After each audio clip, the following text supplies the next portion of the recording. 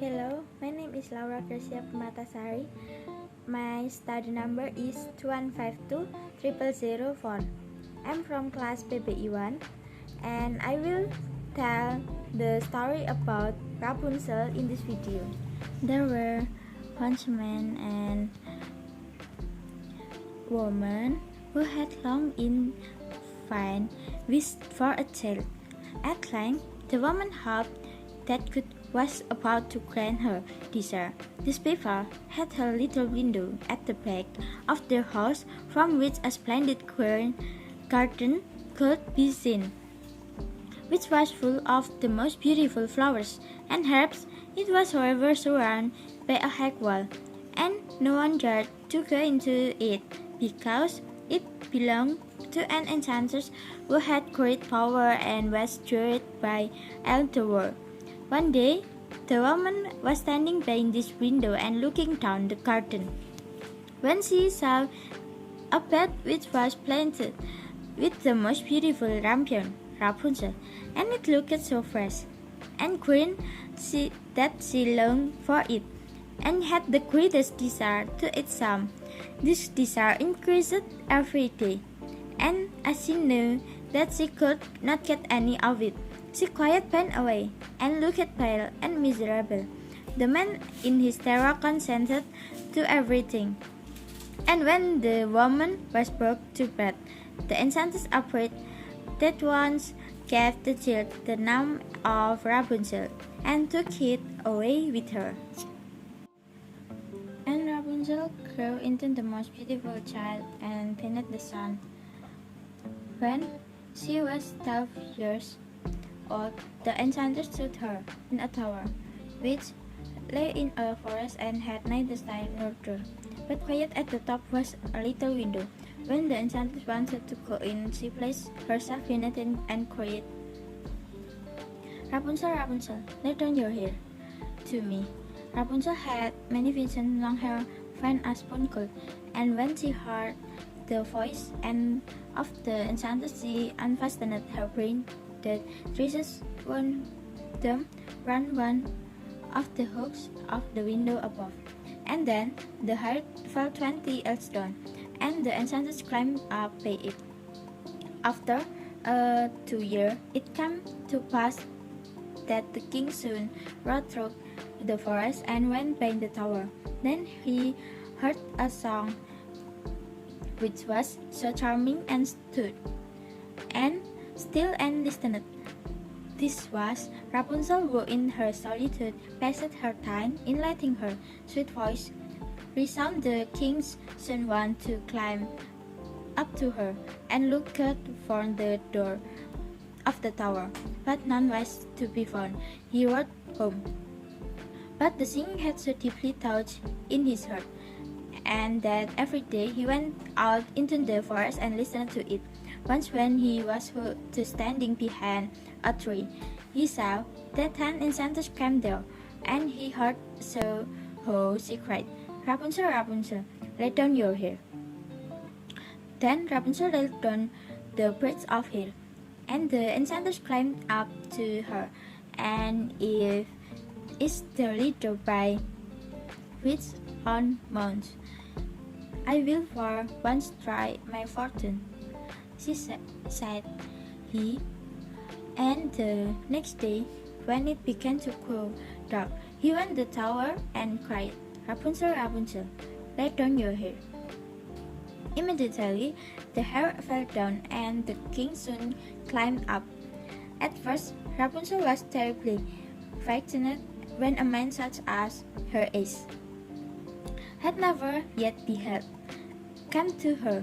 But the king soon began to talk to her quiet like a friend, and told her that his heart had been so stirred that it had him have no rest, and he had been forced to her. Then Rapunzel lost her fear, and when he asked for her if she would take him for her husband, and she saw that he was young and handsome, she thought, "He will love me more than all them gold does." And she said, "Yes, I will lay her hands in his. She said, I will willingly go away with the, but I don't know how to get down. Bring with the a skein of silk every time that thou comes, and I will weave a ladder with it. And when that is ready, I will descend, and thou will take them on thy horse.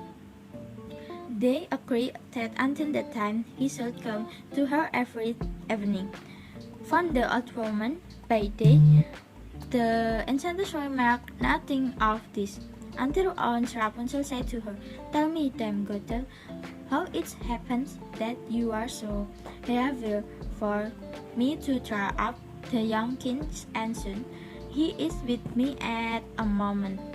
Ah, too wicked, Jill, cried the enchantress. What do I hear? They say, I thought I had parted thee from all the world, and yet thou hast deceived me. In her anger she clad Rapunzel beautiful tresses, wrapped them twice round her left hand, seized a pair of scissors with the right and snap, they were cut off, and the lovely bride lay on the ground. And she was so pitiless that she took poor Rapunzel into a desert, where she had lived great and grief and misery.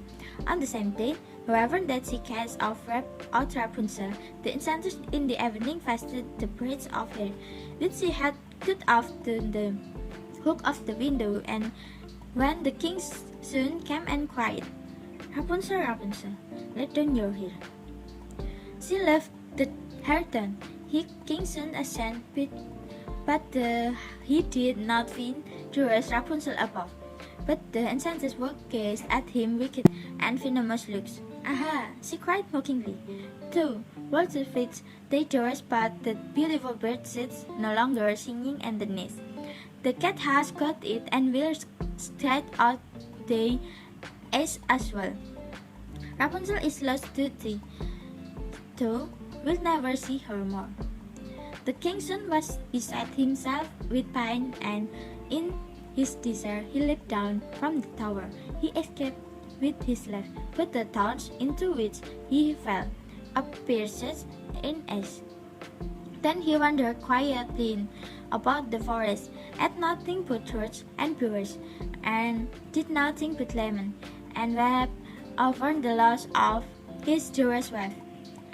Thus he roamed about in misery for years, and at last came to the desert where Rapunzel, with the twins to which she had given birth and boy,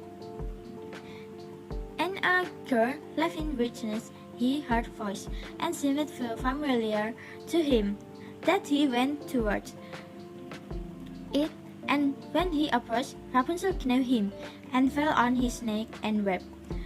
To her of her stares wetted his eyes, and they grew clear again, and he could see with them as before. He led her to his kingdom, where he was joyfully received, and they lived for a long time afterwards, happy and contented.